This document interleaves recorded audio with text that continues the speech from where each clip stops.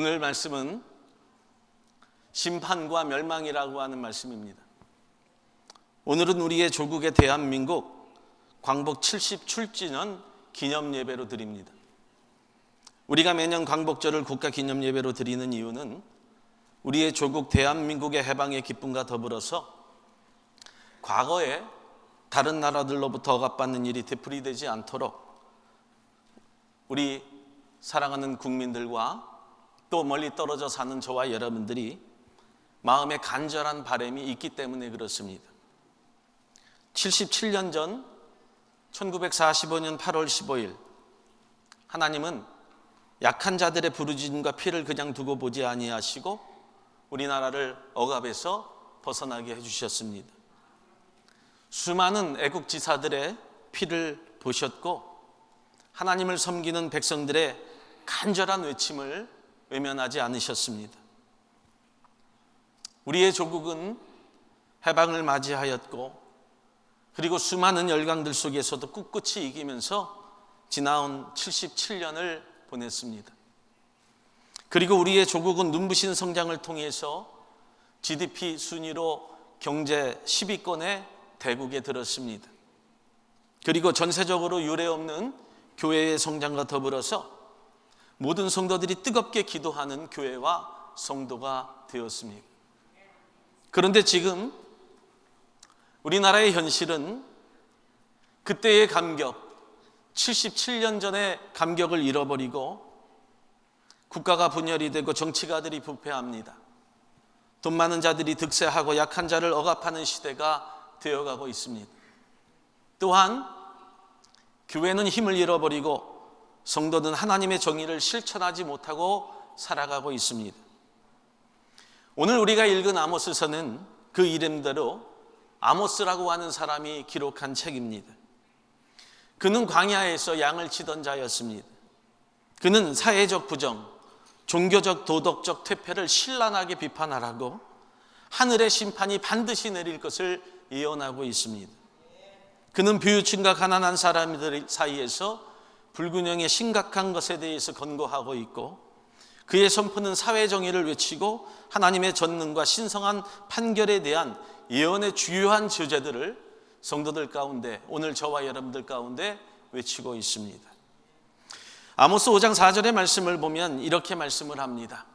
여호와께서 이스라엘 족속에게 이와 같이 말씀하시기를 너희는 나를 찾으라 그리하면 살리라 라고 말씀을 합니다. 오늘 하나님께서는 저와 여러분들을 통하여서 비록 멀리 조국을 떠나 이 땅에서 살고 우리의 자녀들을 낳고 살아가고 있지만 하나님을 다시 찾는 길이 우리의 살 길임을 믿기를 예수의 이름으로 축복합니다. 오늘 우리는 이 말씀을 통하여서 우리의 조국이 어떻게 해야 다시 세워지고 우리의 교회와 성도가 어떻게 해야 하나님의 거룩한 백성이 되어가고 우리의 자녀들을 어떻게 해야 하나님의 백성답게 살게 할 수 있는지를 우리는 선지자의 외침을 통하여서 듣고 배우기를 예수의 이름으로 축복합니다. 여러분, 왜 일본 제국주의가 망했다고 생각을 하십니까? 첫째는 하나님을 두려워하지 않았기 때문에 그렇습니다. 오늘 우리가 읽은 아모스는 넷째 환상인 여름과일 한 광주리에 대한 환상입니다. 여름과일 수확을 하고 광주리에 그 과일들을 가득 채웠지만 끝물이 되어서 이제는 썩을 것밖에 남지 않게 됩니다. 이 말씀은 보기에는 화려해 보이고 모든 것이 풍성해 보이지만 곧 썩어서 냄새나는 것으로 버려질 여름 실과에 대한 이야기입니다. 즉 이스라엘의 멸망과 경고를 이스라엘 백성들이 듣고 있게 되는 것입니다. 사랑하는 저와 여러분들, 이 말씀을 우리의 조국의 말씀과 비교해보면 77년 전 해방이 될 때의 일제의 모습이 그랬습니다. 일제 제국주의자들은 마치 온 세계를 잡아먹을 듯 기세가 등등했지만 1945년 8월 15일 무더위가 기승을 부릴 때에 여름 썩은 과일처럼 망했다는 겁니다. 2절에 하나님은 내 백성 이스라엘의 끝이 이르렀은즉 다시는 그를 용서하지 않겠다라고 하는 선포하심을 우리들이 듣고 해방이 되게 됩니다. 할렐루야. 하나님의 심판으로 긍중의 즐거운 노래가 슬픈 노래로 변하게 되었고 곳곳에 수많은 시체가 널려서 사람들의 기막힌 심정으로 할 말을 잃게 되었고 그 시체들을 너희가 치울 것이라고 3절에 그렇게 말씀을 합니다. 여러분, 일본 제국주의자들처럼 승리할 것처럼 마냥 보였지만 왜 그런 비참한 패망을 맞이하게 되었을까? 바로 하나님을 두려워하지 않았기 때문에 그렇습니다. 보기에만 좋은, 먹는 것이 좋은 것처럼 보였지만 썩어가는 줄 모르고 살았기 때문이라고 하는 겁니다. 반드시 하나님을 두려워하지 않는 민족은 심판받게 됩니다. 여러분, 하나님을 두려워하지 않는 자녀들, 하나님을 두려워하지 않는 성도들은 반드시 심판받는다는 사실을 알아야 합니다. 지금 77년이 지난 지금 우리의 민족이 어떻습니까? 우리의 대한민국이 어떻습니까? 세월이 지나면서 우리에도 보기에만 좋은 과일처럼 썩는 줄 모르고 살고 있습니다. 이젠 교회들도 하나님을 두려워하지 아니하면서 하나님의 날을 거룩하게 지키지 않는 것을 당연하게 생각하며 살고 있는 민족이 되어버렸다는 거예요. 오늘 본문 5절 전반절의 말씀을 보면 너희가 이르기를 월삭이 언제 지나서 우리가 곡식을 팔며 안식일이 언제 지나서 우리가 밀을 내게 할 거라고 이렇게 이야기합니다. 월삭과 안식일이 빨리 지나서 곡식과 밀을 팔았으면 좋겠다고 할 정도로 그들의 마음이 완악해지고 하나님을 두려워하지 않은 자의 삶을 살고 있다는 거예요. 거룩한 안식일이 와도 관심이 없었고 제사를 소홀히 하고 돈 버는 일에만 관심을 두고 있어요. 오늘날 우리의 자녀들 역사를 잊어버리면 안 돼요. 우리는 코리안 아메리칸입니다. 우리가 하나님의 거룩한 하나님의 백성이 되었지만 조국 대한민국 한국이라고 하는 그 역사를 잊지 않기를 주님의 이름으로 축복합니다.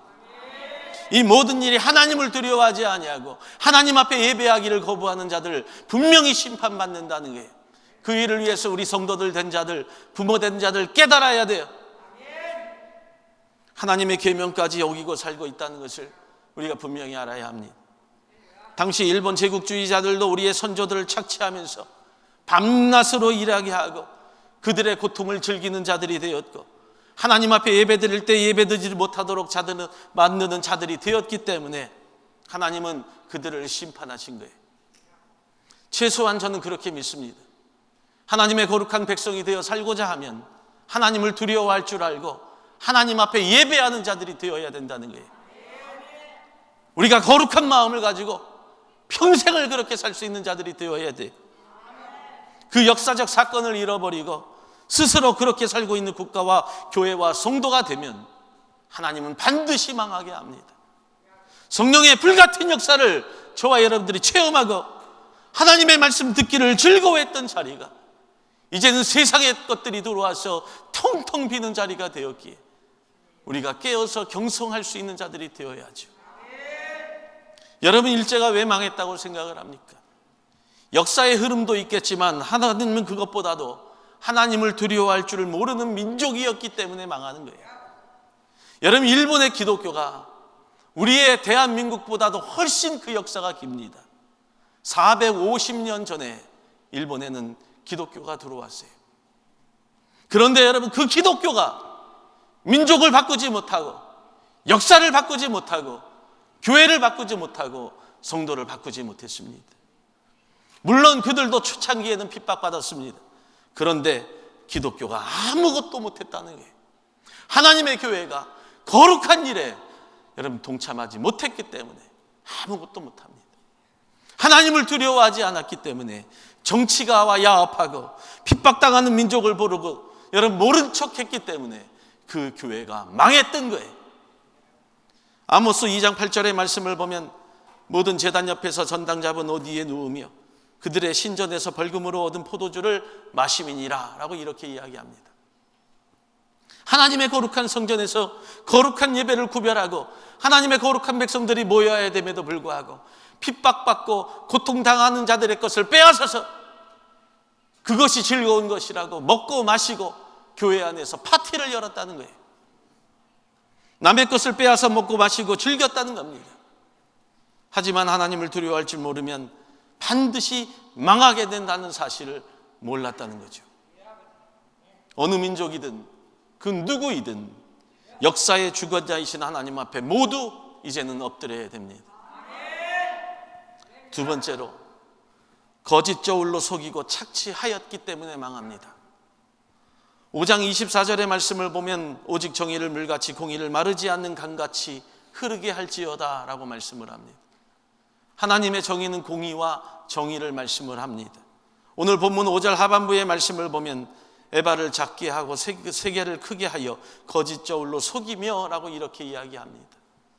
정직을 외치고 정직한 자들이 되어서 살아야 됐음에도 불구하고 믿는 자들이 착취를 당하는 자들의 것을 빼앗아서 여러분 이익을 취하려고 부피를 속이고 단위인 에바를 작게 하고 무게를 잰 세계를 크게 하면서 저울로 속이며 살았다는 거예요.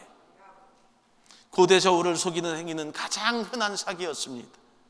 오늘날 저와 여러분들이 이 땅에 사는 동안에 우리의 자녀들, 우리의 부모된 자들 정직하십시오. 거짓으로 남의 것을 착취하며 사는 자들 되지 마십시오. 우리의 자녀들이 커서 남을 속이며 사기치는 행위로 먹을 것을 먹고 기뻐하며 사는 자들이 되어서는 결코 안 됩니다. 하나님의 거룩한 성전에서 세상의 것을 즐기고 마시는 자들이 되어서도 결코 안 된다는 거예요. 사랑하는 여러분, 이것은 저울을 속이는 행위뿐만 아니라 하나님의 거룩한 백성이 되어가는 내가 나의 양심을 속이고 더 나아가서 하나님을 속이는 일이 되기 때문에 반드시 망합니다. 더군다나 정직하게 살아야 할 하나님의 백성들이 속이고 이득을 취하는 일을 당연하게 생각한다면 그것은 양심을 팔아먹는 행위요 하나님으로부터 반드시 심판받게 된다는 거예요. 우리의 부모된 자들, 세상에서 너희들 공부 잘해서 성공해라 라고 말하는 것이 아니라 하나님 앞에서 정직하고 하나님 앞에서 진실하고 하나님 앞에서 거룩하게 살라라고 말하는 것이 더 복된 말입니다.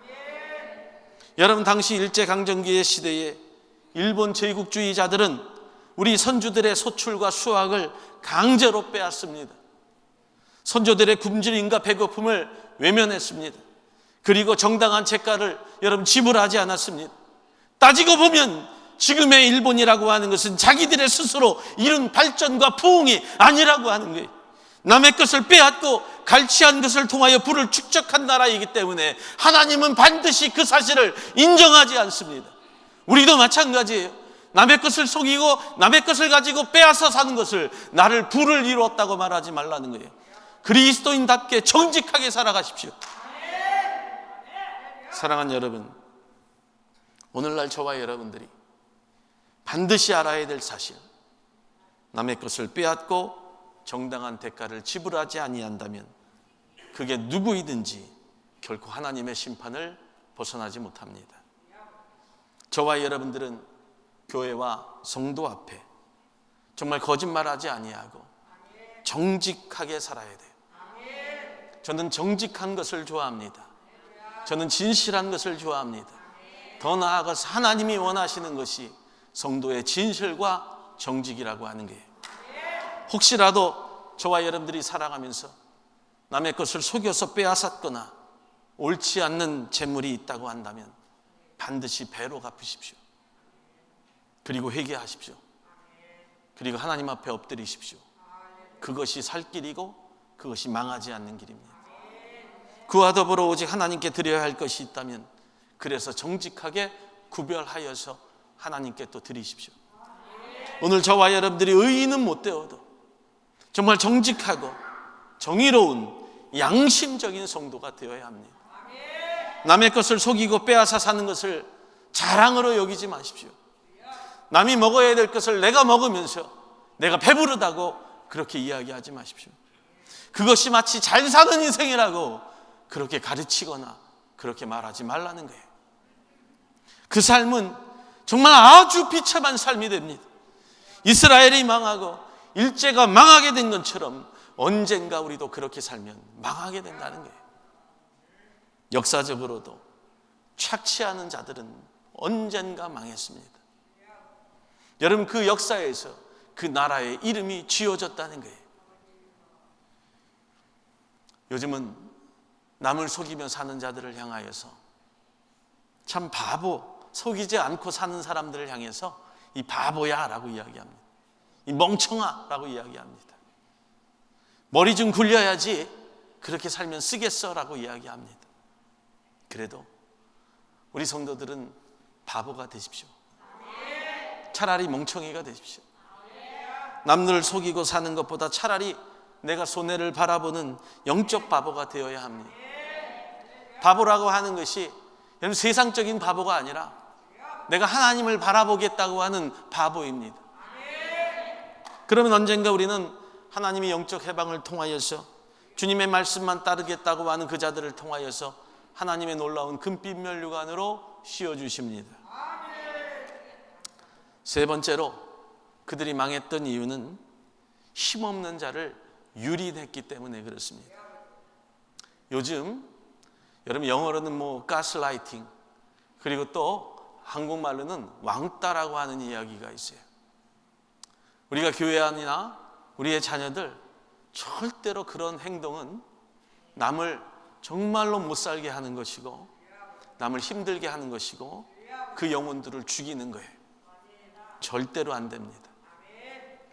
왜 우리가 일제강점기 시대에서 해방되기를 바랬습니까? 한 인간의 존엄성을 존중받지 못하고 일제 제국주의자들 총칼 앞에서 고통을 당하고 죽음을 당하였기 때문에 그렇습니다. 일본 제국주의자들은 수많은 우리 선조들의 인권을 유린하고 수없이 많은 생명을 앗아갔습니다. 당시에 일본 제국주의자들로부터 고통을 당하고 여러분 강제로 끌려가서 정말 생사를 알지 못하고 돌아오지 못하고 여러분 정말 몸이 상하고 죽은 사람들이 800만 명이 됩니다. 그리고 그 고통 속에서 헤어나지 못하고 생사를 알지 못하는 사람이 400만 명 이상이 됩니다. 그런데 여러분 어떻습니까? 지금까지 제대로 된 사과와 잘못이 없습니다. 한 번도 그 행동에 대해서 뉘우치고 살고 있지 않다는 거예요. 오늘 성경에 나오는 것처럼 은으로 힘없는 자를 사며 신 한 켤레로 가난한 자를 사면서 싼 값에 사람을 노예로 삼았고 맛도 없고 영양가도 없는 찌꺼기 밀과 같은 음식을 팔면서 사람의 건강과 목숨을 담보로 돈을 벌려고 했어요. 이렇게 사는 자들은 반드시 망합니다. 세상에서 가장 나쁜 행위는 약한 자를 괴롭히고 약한 자들의 마음을 아프게 하고 다치게 행위는 행위가 가장 못된 행위입니다. 천벌을 받아도 할 말이 없습니다. 우리의 사랑하는 자녀들 커가면서 정말 힘없고 약하고 부족한 아이들, 친구들 도와주면서 커야 돼요. 우리의 부모들도 마찬가지입니다. 일본 제국주의자들은 힘없는 우리 선조들과 연약한 여자들을 이용해서 그들을 전쟁터에 보냈잖아요. 그리고 죽게 했고요. 연약하고 힘없는 여자들을 이용해서 성놀이개로 삼았고 평생을 씻을 수 없는 상처를 그들의 마음에 주었고요. 고국으로 돌아오지 못해서 눈물로 하늘 담고 죽어간 사람들이 얼마나 많은지 모릅니다. 지금도 그 아픔을 모른 척하고 있다는 거예요. 그런 악한 착취 행위를 하나님 결코 잊지 않겠다고 오늘 7절에 말씀하는 거예요. 그 일로 돈을 벌고 착취한 자들이 얼마나 많습니까? 분명히 이에 대해서 심판받을 거라고 하는 거예요. 우리는 용서를 하나, 우리는 하나님의 거룩한 백성으로 용서를 할지라도 절대로 잊지 마세요. 역사를 잊은 민족은 망하게 되어 있습니다. 결국 어떤 심판이 일어납니까? 제가 목사로서 저주하는 것 아닙니다. 그러나 성경이 말하는 대로 8절로 9절의 말씀을 보면 지진과 화산 폭발 등과 같은 자연재해가 임할 것이다. 이것은 비단 일본 제국주의자들에게 향한 말이 아니라 온 세계 모든 민족에게 경고하는 말씀이에요. 하나님을 거룩하게 섬기지 못하고 핍박하고 남의 것을 빼앗는 민족들은 망하게 될 것이라고 하는 거예요. 지금 보시잖아요. 온갖 재해가 얼마나 심각합니까? 여러분 500년 만에 데스빌리에 여러분 비가 내렸어요. 극심한 자연재해는 가난하고 힘없는 자들의 눈물이 원인이 되어서 임할 때가 얼마나 많은지 모릅니다. 굵은 배로 허리를 동이고 머리를 밀어 대머리로 만들 정도로 극심한 고통과 슬픔이 너희들 가운데 주어질 것이라고 10절에 말씀을 해요.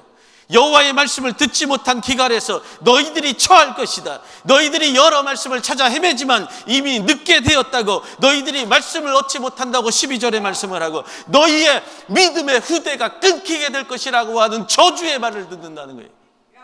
믿음의 후대가 끊긴다는 가장 아픈 저주가 우리의 귓가에 들리지 않아야 돼요.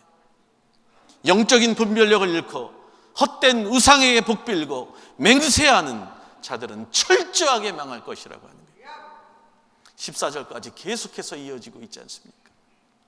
지금 우리나라의 모습을 보면 어때요? 교회, 국가의 정치 모두가 군림하려고만 합니다. 국민들을 무시하고 자신들이 마치 대단한 자들처럼 여러분 국민들 위에서 군림하고 갑질이라고 하는 단어가 생겨났어요. 그러면 반드시 하나님은 우리의 조국도 그냥 두시지 않습니다. 반드시 심판한다는 거예요. 하나님의 뜻을 거부하고 자신들의 죄에 대해서 용서를 구하지 않는 민족은 하나님의 계획 속에서 망할 수밖에 없어요. 수많은 이방 나라의 마지막 결과들이 성경에 역사적으로 기록이 되어 있음을 분명히 들어야 돼요. 그래서 우리 교회는, 우리 민족은 깨어나야 돼요.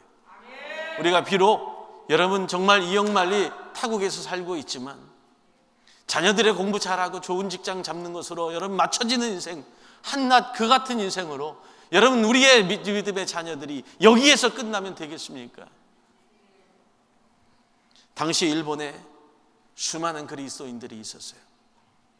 그런데 일본 제국주의자의 전쟁에 다 동조하고요, 우상에게 절합니다. 신사참배를 통해서 죽은 자들에게 무릎을 꿇었습니다. 그런데도 일본의 기독교가 회개하지 아니하였고 여러분 거기에 대해서 용서를 구하지 않았습니다. 그래서 나락으로 떨어진 거예요.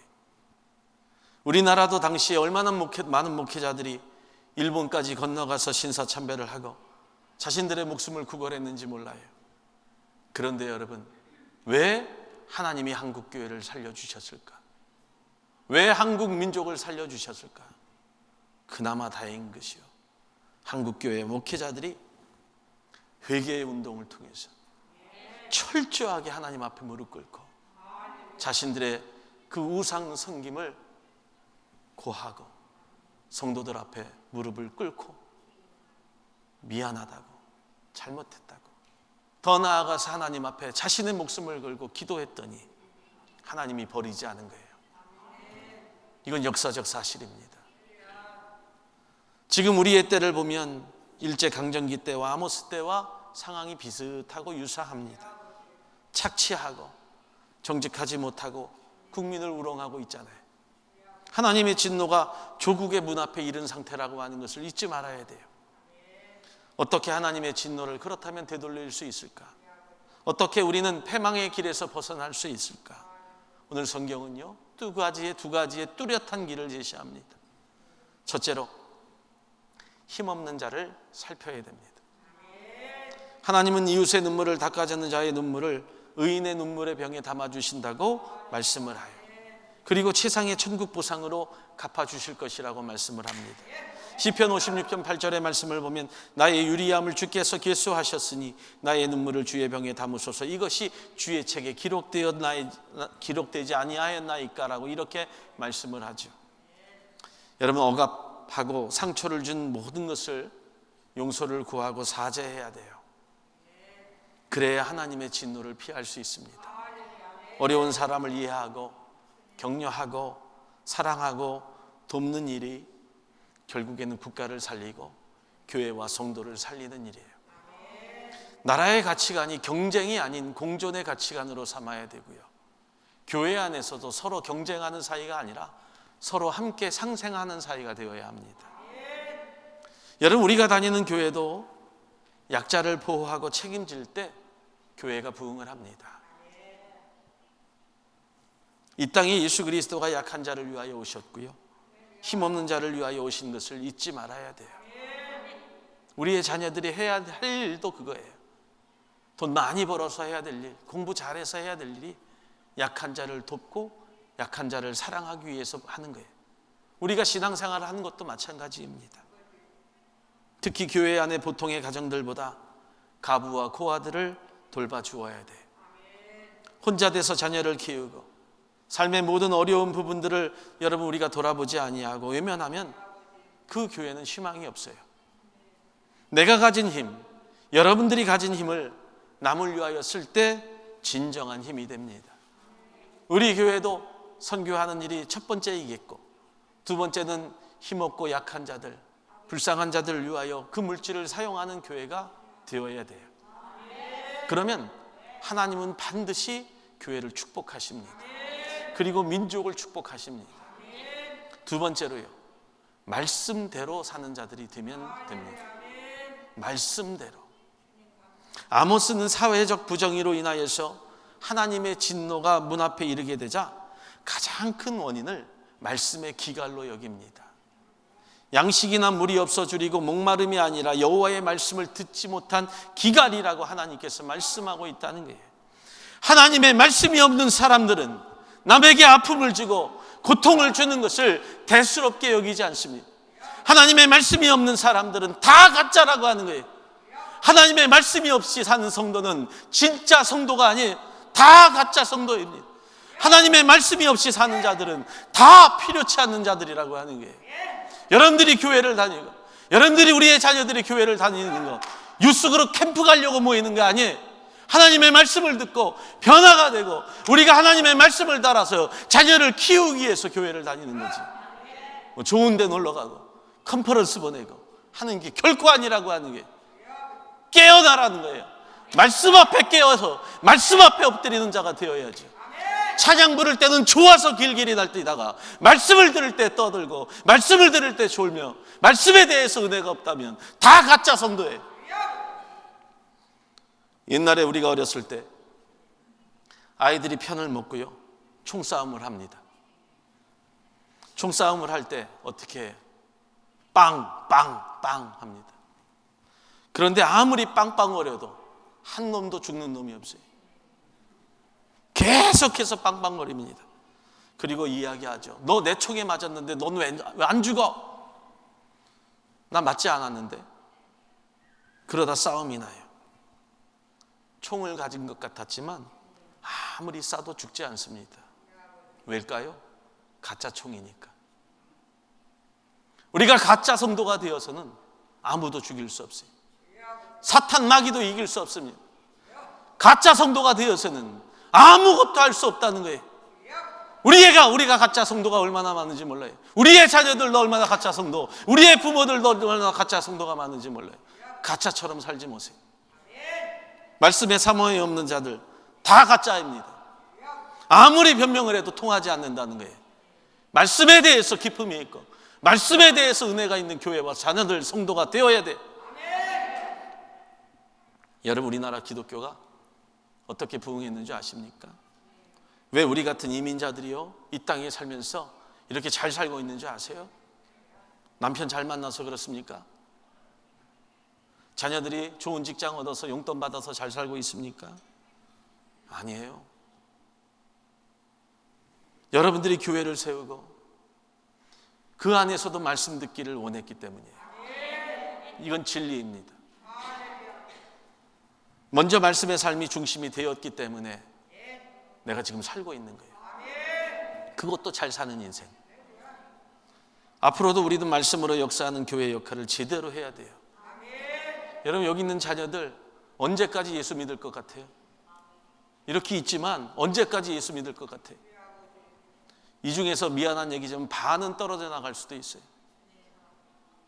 대학 가고 직장 가고 결혼해서 아내 만나고 남편 만나면 반은 떨어져 나갈 수 있어요. 어떻게 하시겠어요? 말씀으로 세워야죠. 여기에 있는 우리의 자녀들이 하나님 안에서 내가 작정하고 예수 믿겠다고 하는 자녀들이 과연 몇이나 되겠어요? 손 들어보세요.